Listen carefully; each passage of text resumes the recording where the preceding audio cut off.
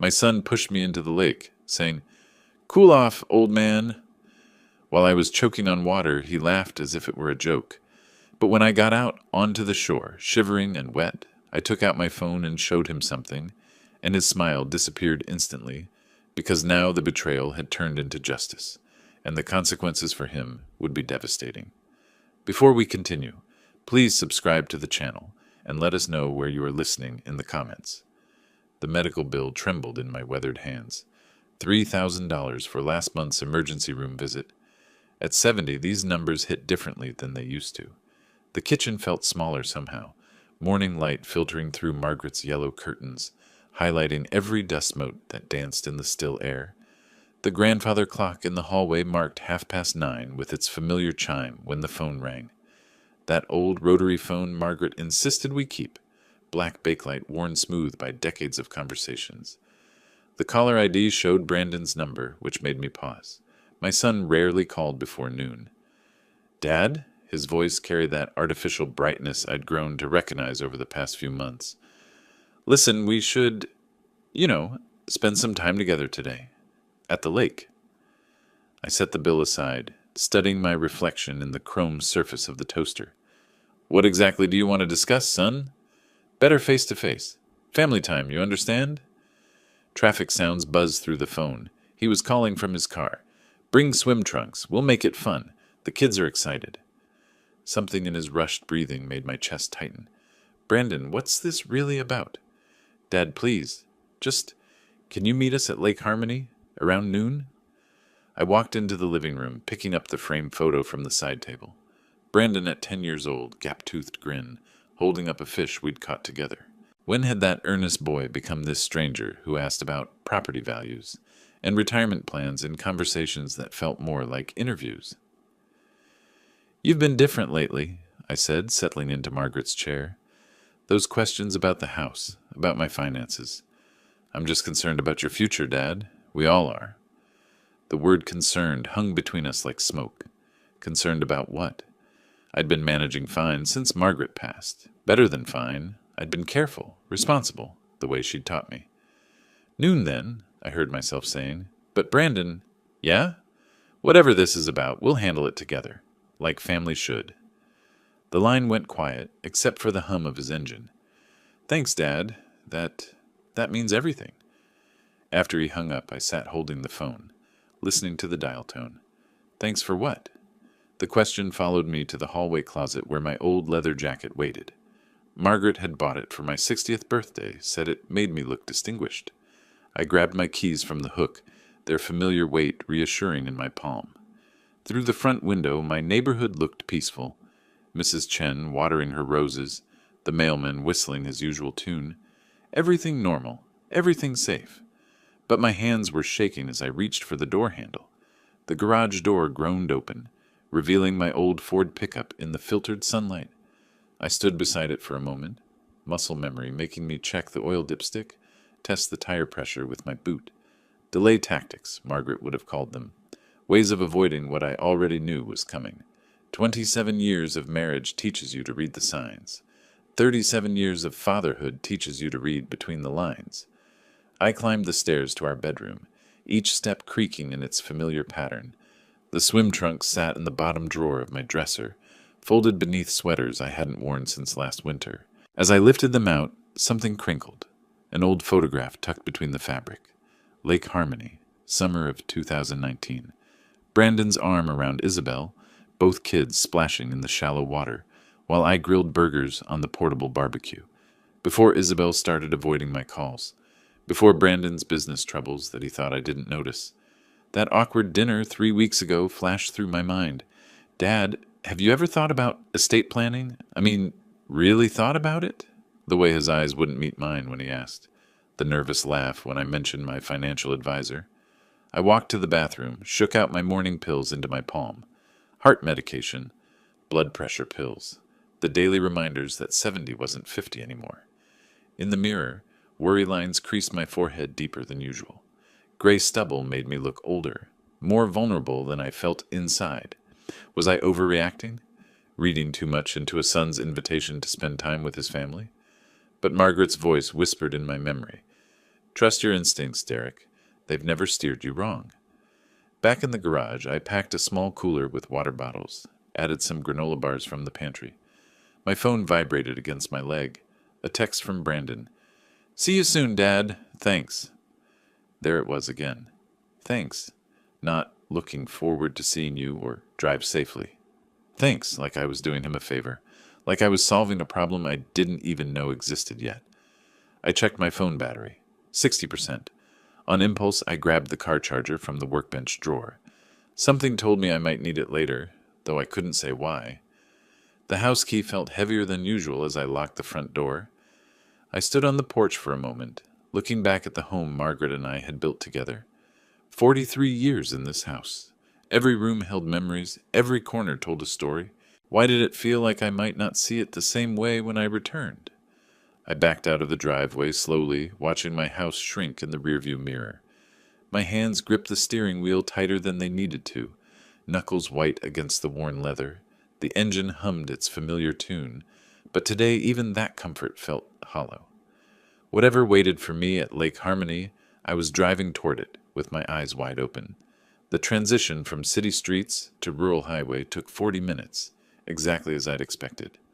Lake Harmony appeared through the trees like a painting, blue water reflecting the July sky, surrounded by pines that had stood here longer than I'd been alive. The parking area held only a few cars, Brandon's newer SUV among them. I parked beside his vehicle, noting the car seats and scattered toys visible through the windows. Normal family chaos. Juice boxes, coloring books, Emma's stuffed elephant with the missing ear. For a moment, my worry eased. How serious could any problem be when there were still children's toys and forgotten snacks? "Grandpa?" Emma's voice cut through the morning air like sunshine. 8 years old and pure energy, she sprinted toward me with James close behind, his 6-year-old legs pumping to keep up. I caught Emma in a bear hug, spinning her around until she giggled. "Easy there, sweetheart. You'll make your old grandpa dizzy." James crashed into my legs, wrapping his arms around my waist. "Can we go swimming now? Mom packed our suits and everything." "After we eat lunch, buddy. Patience." I ruffled his dark hair, so much like Brandon's had been at that age. "Good things come to those who wait." Over their heads, I watched Brandon and Isabel approach from the picnic tables. Isabel looked thin, her usually bright smile forced and brittle. She avoided my eyes, focused instead on smoothing James's hair where I'd mussed it. Brandon carried himself differently, shoulders tight, one hand constantly checking his phone. "Dad, thanks for coming. Really." He clapped me on the shoulder, but the gesture felt rehearsed. "Beautiful day, isn't it?" "It is." I studied his face, noting the dark circles under his eyes, the way his jaw clenched when he thought no one was looking. "How's business been, son?" "Good, good. You know how it is." His laugh sounded hollow. "Hey, kids, why don't you go throw the frisbee over by those trees? Grown-ups need to chat for a bit," Emma pouted. "But we just got here." "Go on," Isabel said softly. "We won't be long." I watched my grandchildren trudge away, frisbee in hand, their excitement dimmed by adult tension they couldn't understand. Emma kept looking back at us, her 8-year-old intuition picking up what the adults were trying to hide. We settled onto the weathered picnic bench, lake water lapping gently against the shore 20 feet away. Pine scent mixed with the earthy smell of lake water. Sounds of children playing in the distance. It should have been peaceful. Instead, it felt like the calm before a storm. Brandon cleared his throat. Once. Twice. Isabel twisted a napkin in her hands until it began to tear. "Dad," Brandon began, his voice carrying a weight I'd never heard before. "We need to talk." I sat between them, my son and daughter-in-law, feeling the warmth of sun on my arms and the chill of something I couldn't yet name creeping up my spine. The lake stretched out before us, peaceful and eternal, while whatever words Brandon was gathering threatened to change everything. Emma's laughter echoed across the water as she chased the frisbee James had thrown too high. Innocent joy, untouched by whatever storm was about to break over our family. I folded my hands on the table and waited. "Dad, you know how real estate markets are these days." Brandon's voice carried that rehearsed casualness I'd heard him use with difficult clients. He watched Emma and James sprint toward the playground equipment, ensuring they were well out of earshot before continuing. Your house has appreciated significantly. I shifted on the bench, creating subtle distance between us. Isabel twisted a paper napkin from our packed lunch until white shreds scattered like snow across the weathered table. Her silence spoke louder than any words could. What exactly is this business opportunity, son? I kept my voice level, but my internal radar had activated. And why the sudden urgency?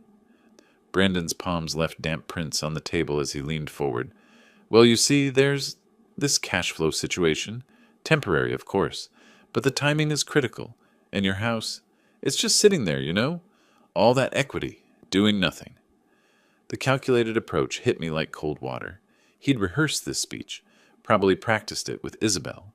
Every word carefully chosen to make his desperation sound like logic. I've lived in that house for 40 years, I said quietly. Your mother and I raised you there. Her garden is still blooming. But Dad, think practically. His voice rose slightly, frustration bleeding through the facade. You're rattling around in all that space. Maintenance costs, property taxes, it's become a burden, hasn't it? I studied his face, noting the dark circles that makeup couldn't hide, the way his jaw clenched between sentences. How much money are we talking about, Brandon? And what happens if this opportunity doesn't pan out? His answers came too quickly, contradicting each other. The time frames shifted from months to weeks to immediately. The amounts grew vague, enough to secure our future and more than you'd expect. Isabel closed her eyes briefly, as if in physical pain. When she opened them, they were bright with unshed tears. Where would I live? I asked. For the first time, Isabel spoke. Her voice barely rose above a whisper. We've looked at our budget. There's room for you with us. The kids would love having Grandpa around all the time. The coordination struck me like a blow. They'd planned this thoroughly, discussing my future living arrangements without consulting me. The children I could hear laughing in the distance had been used as emotional leverage before they even knew it. Brandon, I said, my voice gaining strength, what aren't you telling me? What's really happening here? His mask began to slip. Sweat beaded on his forehead despite the lake breeze. Dad, you don't understand. This isn't just about opportunity anymore. There are people involved, commitments made. What kind of commitments? The kind that don't wait for convenient timing. My paternal instincts warred with growing alarm. 40 years of reading my son's face told me he was genuinely frightened. But 40 years of being his father also told me that whatever he'd gotten himself into, he was trying to drag me down with him. No, I said firmly. The word hung in the air between us like a challenge. Brandon's face transformed the moment that single word left my lips. The mask of reasonable discussion crumbled, revealing something desperate and dangerous underneath. I stood from the bench, speaking with the dignity that comes from 7 decades of hard-earned wisdom. That house means everything to me, son. It's where your mother took her last breath, where we celebrated your first steps. I won't sell our family's heart for someone else's emergency. Instead of understanding, Brandon shot up from the bench, his chair scraping harshly against concrete. He began pacing like a caged animal, his voice climbing toward hysteria. You stubborn old fool! Don't you get it? This isn't optional anymore.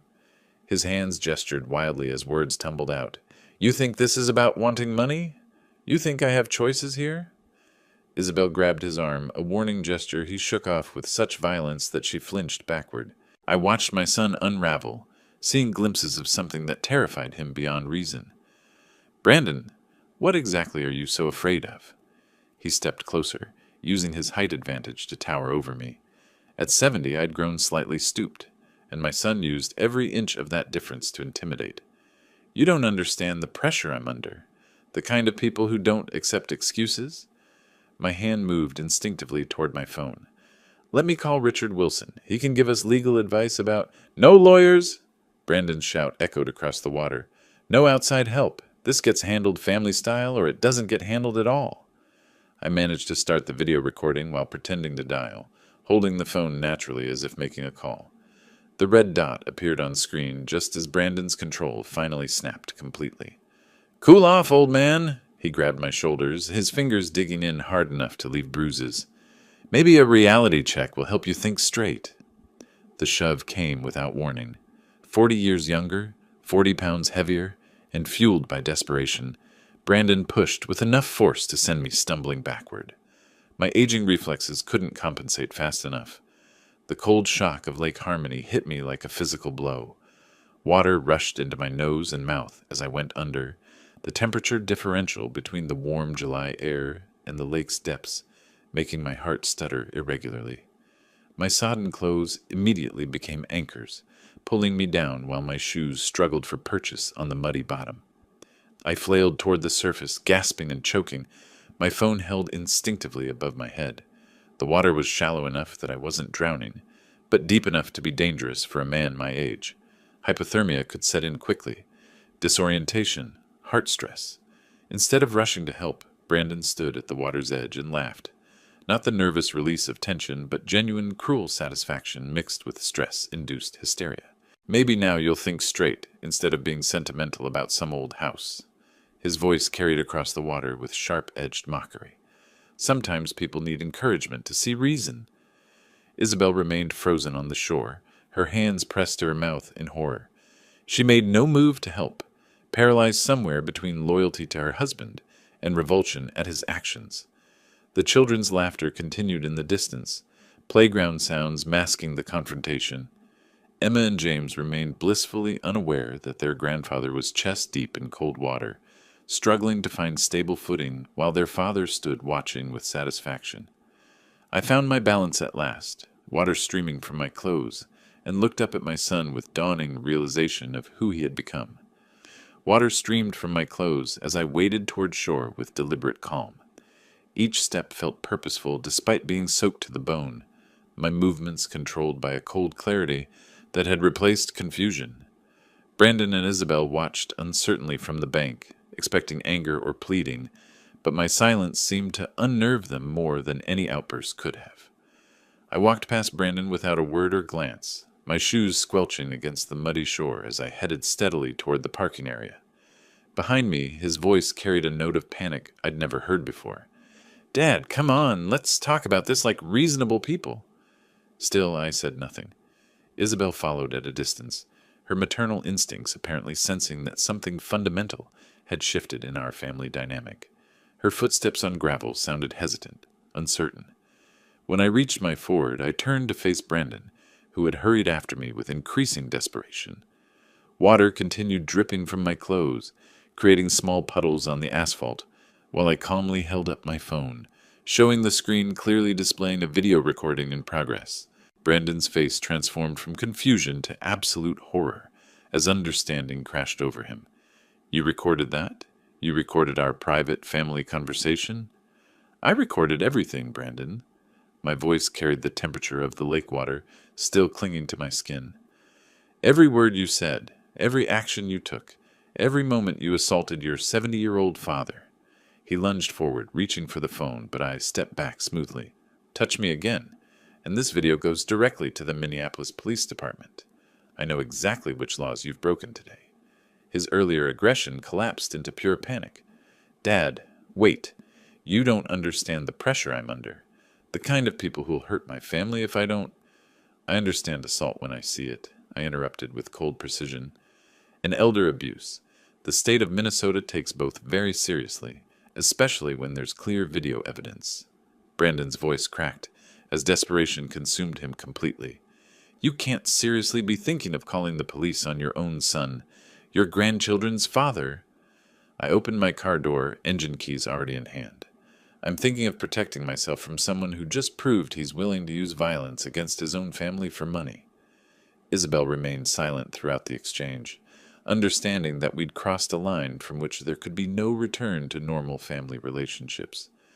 The grandfather who had loved unconditionally, who had always been there with support and wisdom, was looking at them now with the cold assessment of a stranger. "Brandon, you'll be hearing from my attorney. This video will be evidence in whatever legal proceedings follow." I slid into the driver's seat, starting the engine while they stood frozen in the parking lot. "I suggest you use whatever time you have left to figure out how to explain this to Emma and James." Through my window, I delivered my final words. "Watch me."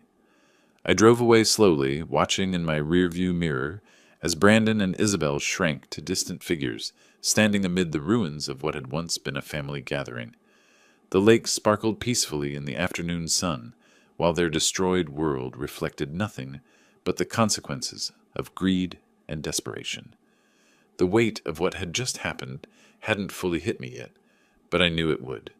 For now I had evidence, I had witnesses, and I had the power to ensure that violence would never again be used against me in the name of family loyalty. My hands shook slightly on the steering wheel as I pulled away from Lake Harmony, the heater running full blast against my soaked clothes. The radio played an oldies station. Sweet Caroline drifted through the speakers, the same song Brandon used to sing along to as a child, bouncing in his car seat during our fishing trips. Muscle memory made me pull over at the familiar oak tree 30 minutes into the drive home. This massive old giant had witnessed our best father-son moments over the years. Here I'd taught Brandon to tie fishing knots with patient repetition. Here we'd shared peanut butter sandwiches while planning weekend adventures that never seemed long enough. I sat beneath those same sprawling branches, my wet clothes still clinging uncomfortably, and pulled out my wallet. Behind my driver's license, I kept an old photograph. Brandon at 10 years old, gap-toothed smile beaming as he held up his first caught fish, a tiny bluegill that might as well have been a marlin, judging by his expression of pure joy. The contrast hit me like a physical blow.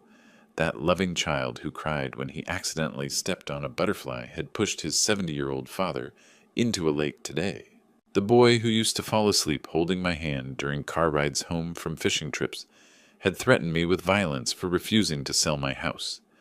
Where had I gone wrong? Was I too permissive during his teenage years? Too demanding about grades and responsibility? Had I missed crucial signs of the man he was becoming while focusing on the child I remembered? How do you grieve someone who's still alive but lost to you? I whispered to the oak tree. The same question Margaret had asked about her estranged sister years ago. Now I understood the unique pain of that loss, watching someone you love become a stranger wearing your child's face. Every memory felt contaminated now, teaching him to drive in this same spot, celebrating his college graduation, walking him down the aisle at his wedding to Isabel. Had any of those moments been real, or had I been fooling myself about who my son truly was? The phone buzzed insistently against the passenger seat, jerking me back to the present crisis. I didn't read the message yet, but its presence reminded me this wasn't just nostalgic grief. This was an act of emergency requiring immediate decisions about my safety, my home, and my grandchildren's welfare.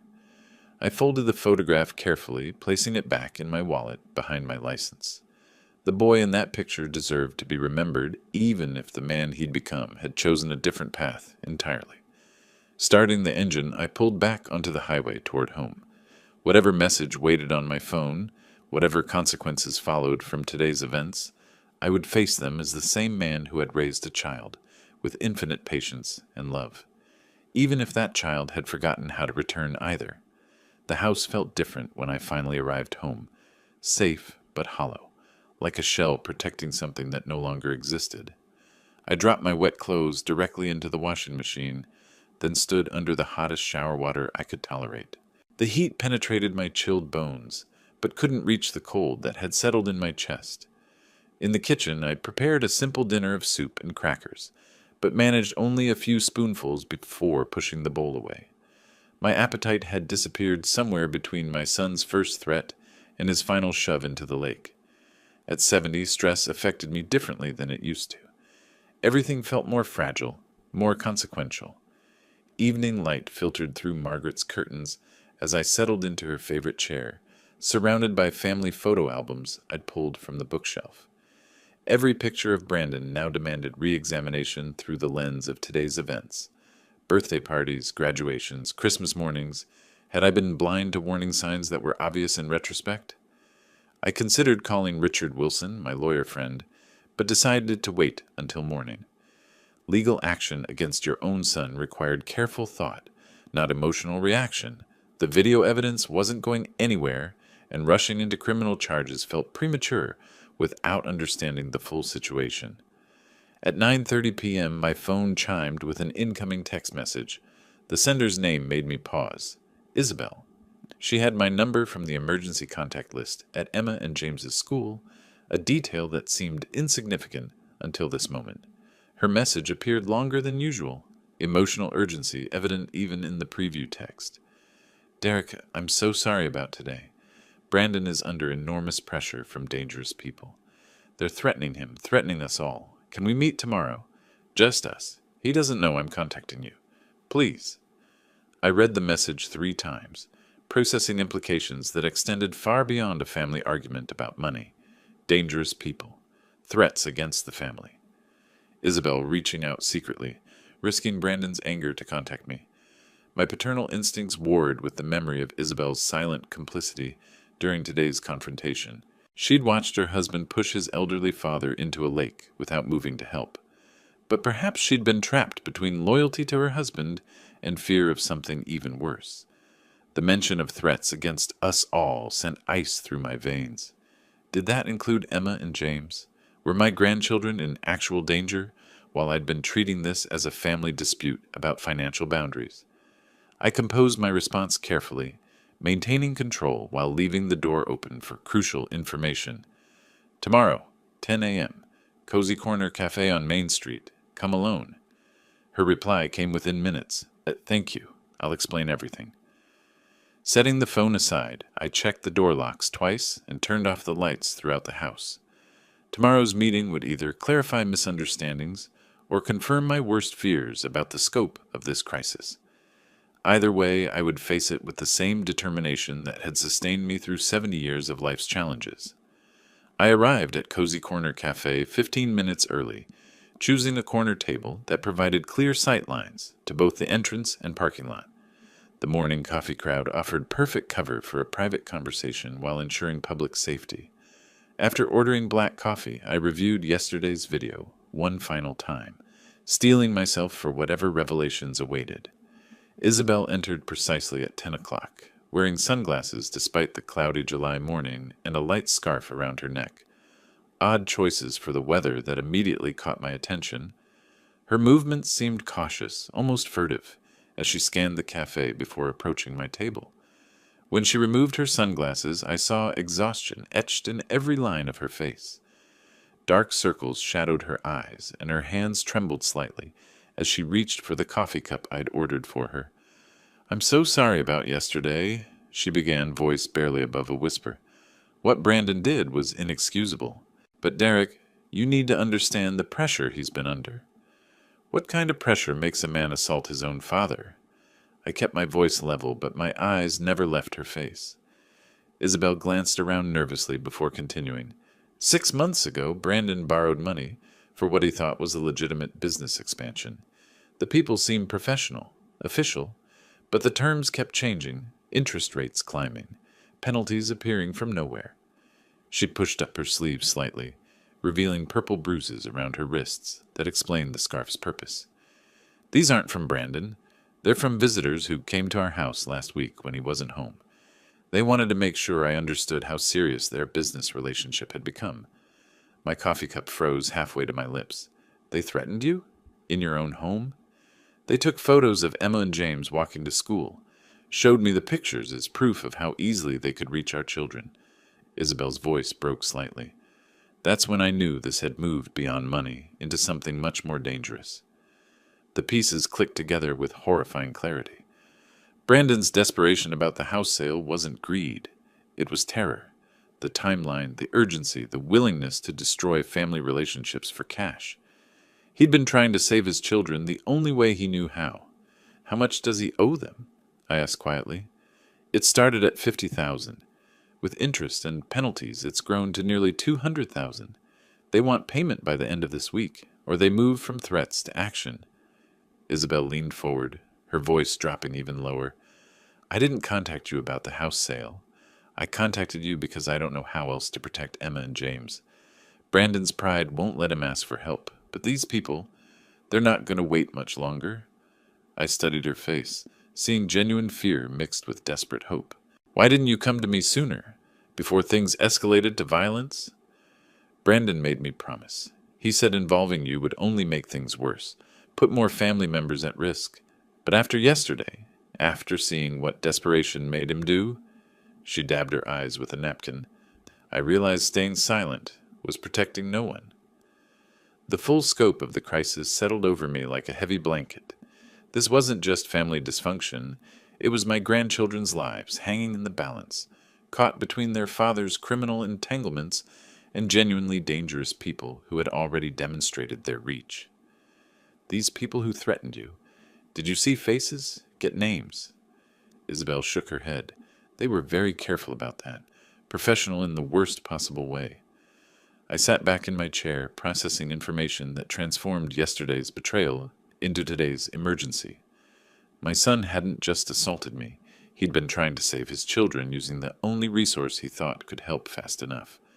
The question now was whether it was too late for any of us to find a solution that didn't destroy what remained of our family. Hanging my coat in the same closet where I'd grabbed my jacket for that disastrous lake trip felt like completing a symbolic circle. 2 days ago, I'd left this house as a grandfather, worried about his son's strange behavior. Now I returned as a man who understood the true scope of the crisis threatening my family. The simple dinner I prepared, soup and a sandwich, sat mostly untouched on the kitchen table. My mind churned with images of Isabel's bruises, the fear in her voice when she mentioned photographs of Emma and James at school. This wasn't a family disagreement about money anymore. This was an actual criminal enterprise holding my grandchildren hostage. I moved to Margaret's chair in the living room, settling into the worn cushions for the first time since her funeral 6 months ago. If ever I needed her wisdom, it was now. She'd always been the strategic thinker in our marriage, the one who saw solutions where I saw only problems. "What would you do, sweetheart?" I whispered to the empty room. The answer came to me with startling clarity. "Get professional help." This situation required expertise I didn't possess: legal knowledge, criminal procedure, financial strategy. 45 years of friendship had prepared me for this moment. I retrieved my old address book from the kitchen drawer, its leather binding worn smooth by decades of use. Richard Wilson's name appeared on the first page under W, my first call whenever life threw curves I couldn't handle alone. We'd served together in Korea, shared best man duties at each other's weddings, mourned each other's losses. "Richard, I need your professional help," I said when he answered on the second ring. "It's about Brandon, and it's serious. Can we meet tomorrow morning?" "Of course, Derek. Come to my office at 9 a.m. Bring whatever documentation you have." No questions asked. That was Richard, understanding that some conversations required face-to-face security. Next, I moved to my study, sitting at the same desk where I'd stared at medical bills that morning Brandon called. The irony wasn't lost on me. Financial worries had started this crisis, and financial solutions might end it. I pulled out stationery and began writing carefully measured words. "My dear Emma and James, Grandfather loves you more than all the stars in the sky. Sometimes families face challenges that require adults to make difficult decisions. Whatever happens in the coming days, remember that everything Grandfather does comes from love for you both." The letter continued with age-appropriate explanations, careful not to frighten while preparing them for possible changes. I sealed it in an envelope marked, "For Emma and James, in case of emergency." Then I began organizing information systematically: video evidence of Brandon's assault, financial records showing my available savings, timeline of events from Isabel's testimony, notes about criminal threats. By the time I finished, I had a clear picture of our resources and challenges. My savings account contained enough to address the immediate debt without selling the house. Not comfortable, but possible. The question was whether professional intervention could transform this crisis into manageable legal cooperation. Tomorrow, Richard would help me understand our options. Tonight, I prepared for every possibility, planning rather than grieving for the family I thought I knew. Richard's law office occupied the 15th floor of a downtown Minneapolis business building, its windows offering a panoramic view of the city where my family's crisis was unfolding. I arrived 15 minutes early, accepting coffee from his secretary to steady nerves that had kept me awake most of the night. The conference room reflected Richard's successful practice: floor-to-ceiling law books, framed certificates, family photographs that reminded me why I trusted this man with my most precious concerns. When he entered carrying a yellow legal pad, His expression carried the professional gravity I remembered from our most serious conversations over the decades. "Show me everything, Derek." I methodically presented the phone video, watching Richard's face tighten as Brandon's voice shouted threats and his hands shoved me into the lake. Then I recounted Isabel's cafe confession, the loan sharks, escalating threats, photographs of children at school. Richard took detailed notes, asking specific questions about timelines, amounts owed, physical evidence of threats. His pen moved steadily across the legal pad as I painted a complete picture of our family's entanglement with genuine criminals. "The video evidence is strong," he said finally. "Elder abuse charges alone carry serious penalties in Minnesota, but the criminal conspiracy angle gives us significant leverage. What about the children's safety during this process?" I leaned forward, my primary concern taking precedence over legal technicalities. "We'll structure this as debt negotiation initially, not criminal prosecution. That reduces immediate risk while building our case." Richard's strategy began taking shape through his explanation. "Your savings can serve as good faith payment, buying time for Brandon's cooperation to develop." We spent the next hour developing a comprehensive framework. Richard explained how escrow arrangements could protect my financial interests while satisfying criminal demands. He outlined cooperation agreements that would require Brandon's full disclosure about the criminal organization in exchange for family assistance. "The key is timing," Richard continued, sketching diagrams on his legal pad. "We approach the debt holders through controlled legal channels, offering structured payment in exchange for documented release of all family members from further obligation. The conditions we developed were specific and non-negotiable. Brandon's complete cooperation with law enforcement, mandatory rehabilitation program addressing his gambling and poor financial decisions, family therapy sessions, regular check-ins with probation-like oversight. "Can you make these legally enforceable?" I asked, understanding that good intentions wouldn't survive family pressure. "Absolutely. We'll structure this as a formal family contract with financial consequences for noncompliance. Your assistance becomes conditional on measurable behavioral changes." Richard scheduled a family meeting for Friday afternoon, 2 days hence, allowing time for preliminary contact with the criminal organization through legal intermediaries. He explained safety protocols, contingency plans, and my role in the negotiations. "Derek, this plan addresses immediate threats while preserving long-term family relationships," he said as we shook hands at his office door. "Your patience and resources are creating possibilities for redemption that didn't exist yesterday." I carried a folder of legal documents down to the parking garage, specific instructions for Friday's family meeting weighing both heavily and hopefully in my briefcase. The plan was in motion, but execution would determine whether we saved my family or lost them forever. Friday afternoon, I arranged my living room chairs in a circle, the same space where we'd celebrated birthdays and holidays in happier times. Richard arrived first, reviewing documents while I checked the coffee pot and straightened cushions with nervous energy. Isabel entered with Emma and James, who immediately gravitated toward me with their usual enthusiasm. "Grandpa, can we play with your train set?" Emma asked, tugging on my sleeve. "In a little while, sweetheart. The grown-ups need to have an important talk first." Tension filled the room when Brandon appeared in the doorway, his face darkening when he saw Richard's legal pad and briefcase. "What is this? Some kind of intervention?" "It's a family meeting," I said calmly, gesturing toward the remaining chair. "Please sit down, son." Richard began with professional detachment, outlining the legal situation.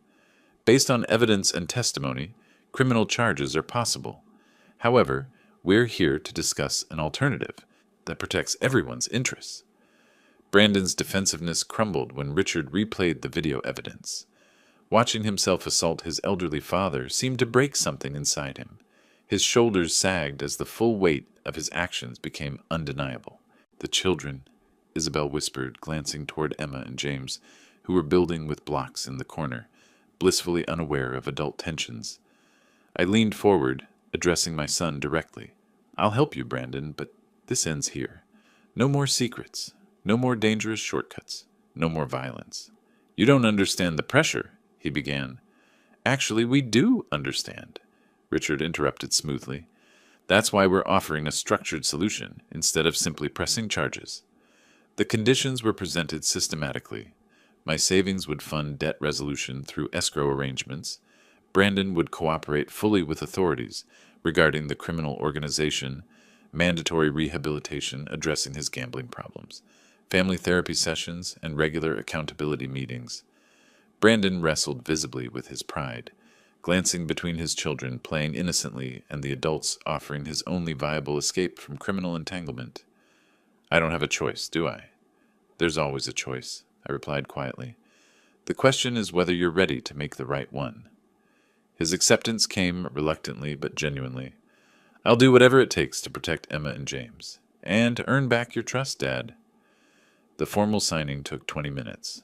Brandon's signature on cooperation agreements, Isabel's witness statements, Richard's legal documentation transforming crisis into manageable process. Throughout it all, Emma and James continued playing, protected from knowledge of dangers that had threatened their young lives. When the paperwork was complete, Brandon knelt beside his children, gathering them into a fierce embrace. Daddy's going to be better, he promised them, starting right now. Isabel showed her first genuine smile in months, relief replacing the fear that had haunted her features since the late confrontation.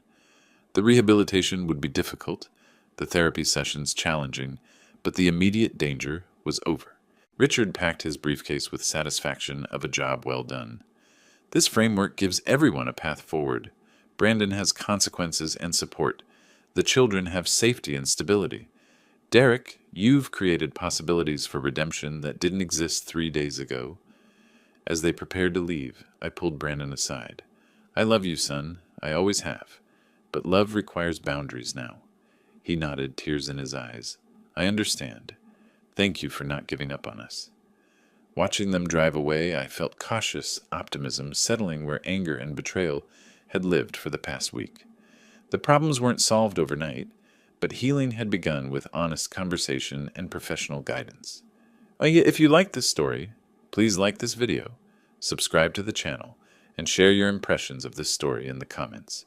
To listen to the next story, click on the box on the left. Thank you for watching.